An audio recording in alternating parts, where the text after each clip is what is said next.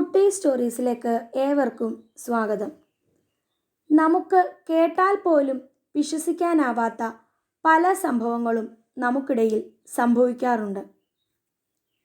ദൈവമുണ്ടോ എന്ന ചോദ്യത്തിന് ഉണ്ട് എന്ന ഉത്തരം വരുമ്പോൾ പിശാചുണ്ടോ എന്ന ചോദ്യത്തിനും ഉണ്ട് എന്നായിരിക്കുമല്ലോ ഉത്തരം.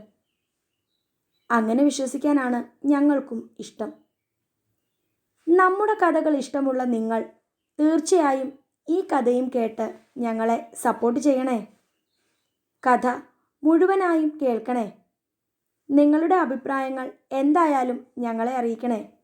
ചാനൽ സബ്സ്ക്രൈബ് ചെയ്യുകയും ലൈക്ക് ചെയ്യുകയും വേണം. ഇനി കഥയിലേക്ക്.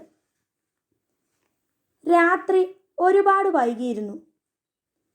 ഒരു മനുഷ്യക്കുഞ്ഞു പോലും ഇല്ലാത്ത ഗ്രാമവീഥികളിലൂടെ കയ്യിലുള്ള ഒരു ടോർച്ചിൻ്റെ വെളിച്ചത്തിൽ ഞങ്ങൾ 4 പേർ നടക്കുകയാണ്.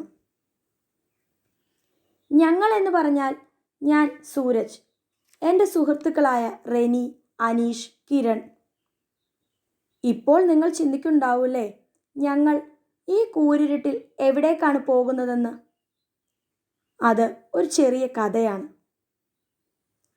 1998 അവസാനം പുതിയ വർഷത്തെ സ്വാഗതം ചെയ്യാൻ നാട്ടിൽ ഒരു ചെറിയ ന്യൂ ഇയർ പരിപാടി നടത്തുവാൻ ഞങ്ങൾ കുറച്ച് സുഹൃത്തുക്കൾ ചേർന്നൊരു തീരുമാനമെടുത്തു. എവിടെയും ക്യാഷാണല്ലോ പ്രധാന പ്രശ്നം. ഞങ്ങൾക്കും അതുതന്നെയായിരുന്നു ഏറ്റവും വലിയ വെല്ലുവിളി.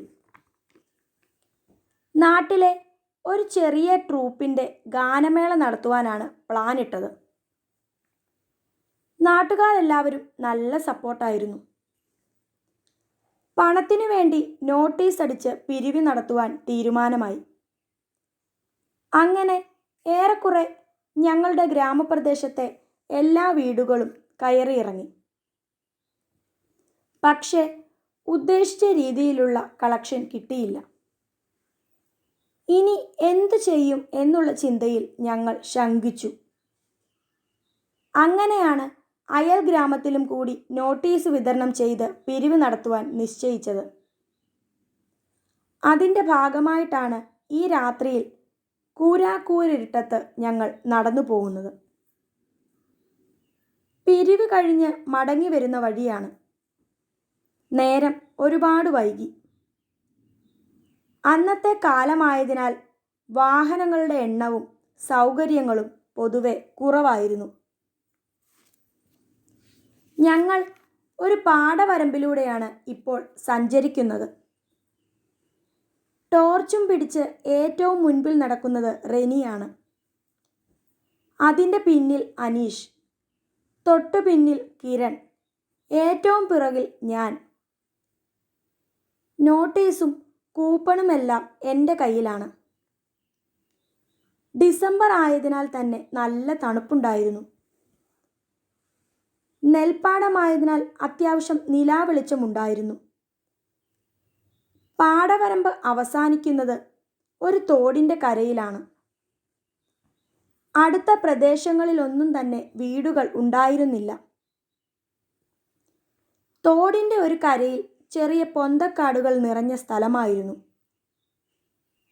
അതിൻ്റെ അങ്ങേയറ്റത്ത് ഒരു പാറയായിരുന്നു. പാറയുടെ ഏറ്റവും മുകൾ ഭാഗത്തായിട്ട് ഒറ്റപ്പെട്ട ഒരു വീട് കാണാം. ആ വീട് കാണുവാൻ നല്ല ഭംഗിയായിരുന്നു. ആ വീടിൻ്റെ സിറ്റൗട്ടിൽ ചെറിയ വെളിച്ചമുണ്ടായിരുന്നു.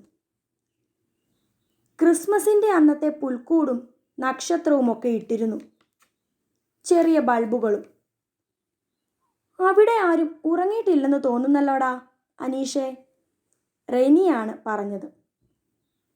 ശരിയാണല്ലോ, ചെറിയ വെട്ടം കാണാം, അനീഷ് ശരിവെച്ചു. അതു കേട്ട ഉടനെ സൂരജ് പറഞ്ഞു, പിന്നെ ഈ പാതിരാത്രി അവർ വെട്ടോ ഇട്ട് കളിച്ചുകൊണ്ടിരിക്കുകയല്ലേ, ഒന്ന് പോടാ. സൂരജിന് ദേഷ്യം വന്നു. എന്തായാലും വെട്ടമുണ്ടല്ലോ അവിടെ. പിള്ളേരൊക്കെ ഉള്ള വീടാണെന്ന് തോന്നുന്നു അല്ലേടാ? നല്ല ഭംഗിയുള്ള വീട്. നമുക്ക് ഒന്ന് കയറി ചെന്നാലോടാ, എന്തെങ്കിലും തടയുമെങ്കിലോ? പോരാത്തതിനാണെങ്കിൽ നല്ല ദാഹവും, കിരൺ പറഞ്ഞു. നിന്നോടൊക്കെ ഞാൻ പറഞ്ഞതല്ലേ കേക്ക് കുറച്ച് തിന്നാൻ.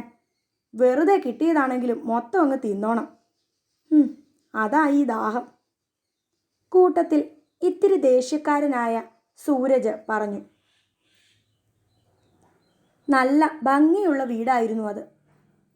മുറ്റം മുഴുവൻ ഒത്തിരി പൂച്ചെടികളും ചെറിയ മരങ്ങളും.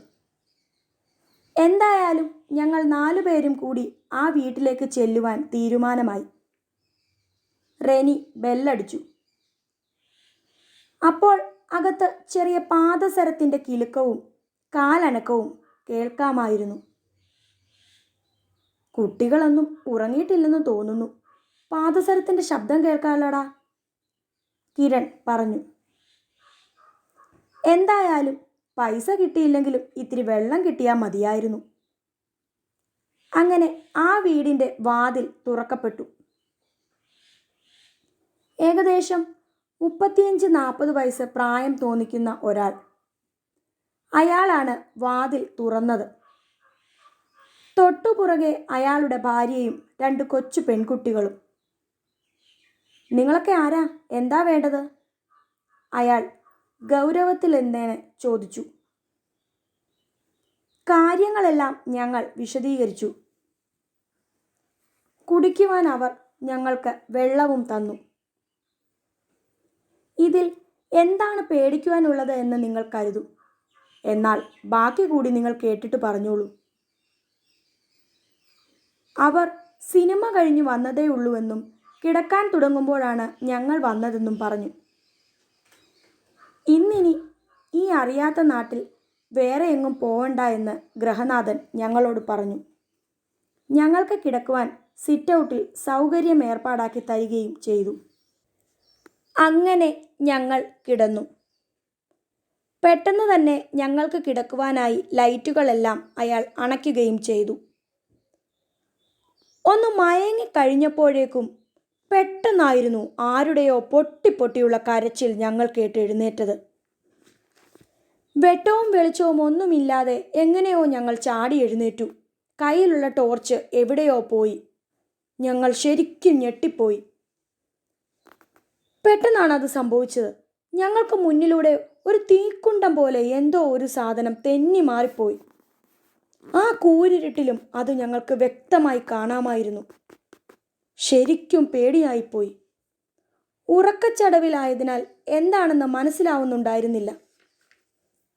വാതിൽ തുറക്കുവാനായി തപ്പിപ്പടഞ്ഞ് ഞങ്ങൾ എഴുന്നേറ്റതും അത്ഭുതമെന്ന് പറയട്ടെ, എത്ര വിളിച്ചിട്ടും അയാൾ വാതിൽ തുറക്കുന്നില്ല. ഈ പാതിരാത്രിയിൽ എവിടെ നിന്നാണ് ആ ശബ്ദം? കരച്ചിലിൻ്റെ ശബ്ദമാണെങ്കിൽ കൂടിക്കൂടി വരുന്നു. പിന്നെ പാദസരത്തിൻ്റെ കിലുക്കവും. എങ്ങനെയോ ഞങ്ങൾ ഞങ്ങളുടെ ബാഗും എല്ലാ സാധനങ്ങളും എടുത്ത് ഒരു വിധത്തിൽ അവിടെ നിന്നും ഓടി. റെനിയും കിരണും പേടിച്ച് കരച്ചിലിൻ്റെ വക്കിലെത്തി.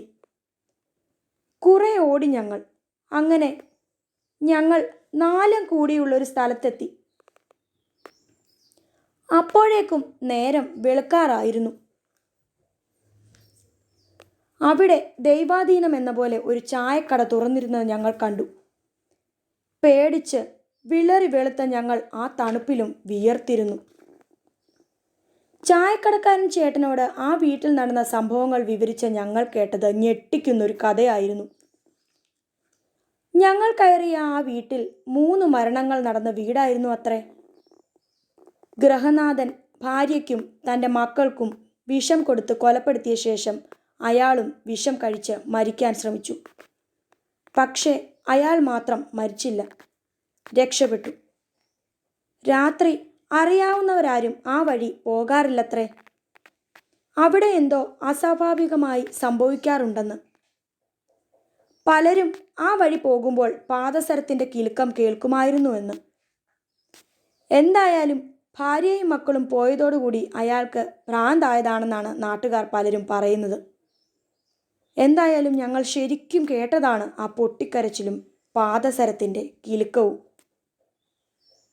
കഥ ഇഷ്ടമായാൽ ചാനൽ ലൈക്ക് ചെയ്യാനും സബ്സ്ക്രൈബ് ചെയ്യാനും കമൻറ്റ് ചെയ്യാനും മറക്കല്ലേ. അടുത്ത കഥയുമായി വരും വരെ ബായ്.